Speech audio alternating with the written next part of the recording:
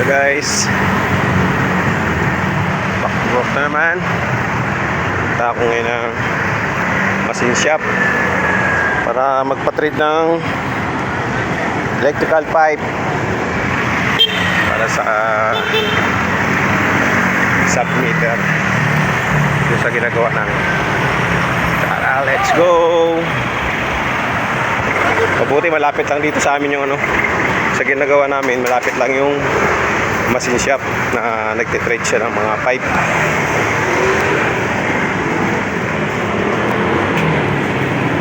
Ito na yan. Medyo mo? 170 na mo. Oo. So, iwan muna. Babalikan na lang mga isang oras mahigit. Go! Balikan ko na lang mamaya. Maganda sana kung meron kaming manual na pan-trade. Problema, ayaw bumili ng engineer na nagpapagawa sa amin. Kaya nagpapa-trade talaga kami sa machine shop.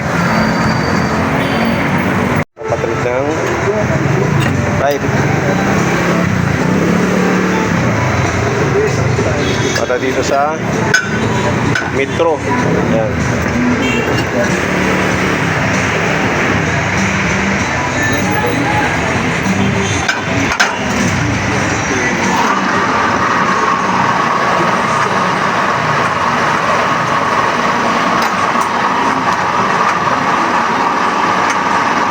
Lagyan ng oil para madulas.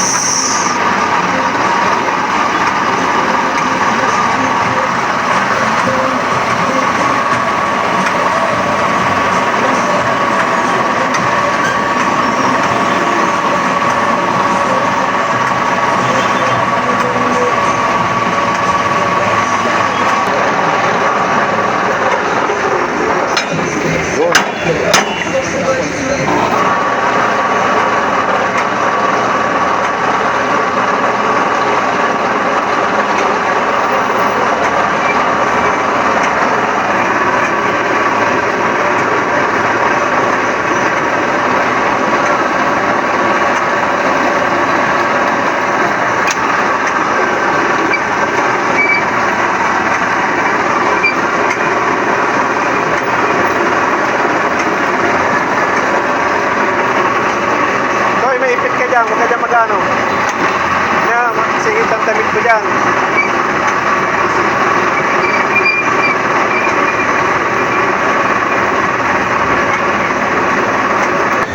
Testing. Maganda ang kapit ng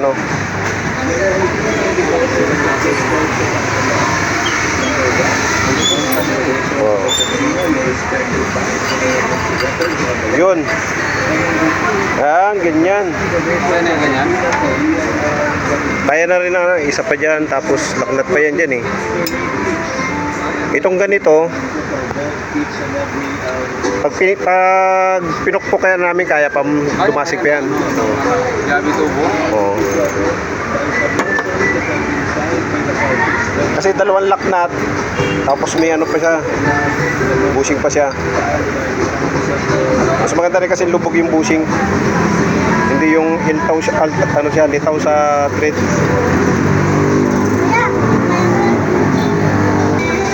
Yan. May trading machine talaga, mabilis lang. Isa sa pag manual kasi matagal. So wala kami pang manual. So sa mga machine shop, may mga ganitong gamit. Talaga pang trade talaga ng mga pipe. Karamihan dito ng mga nagpapatrade yung mga tubero, saka yung mga naglilinya ng mga service entrance sa mga Meralco. Ayan yung mga na yan, gamit na yan. Pag magandang kapit yung bushing na yan, kasi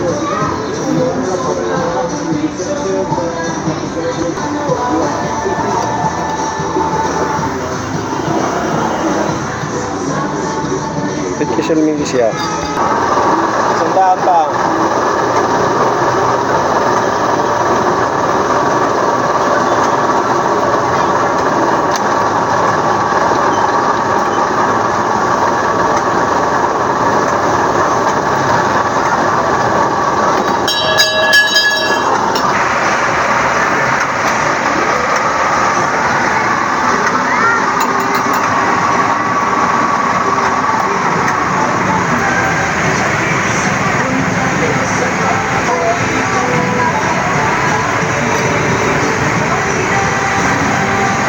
yan.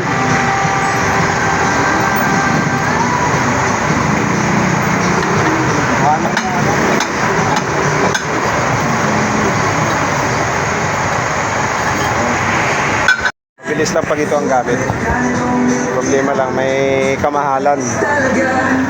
Mahalang isang thread. Dionong tubo. Ang diono, binabayaran namin 170. Iba-ibang size yan. Pag mas malaking pipe, mas malaki din yung bayad. Tapos yun.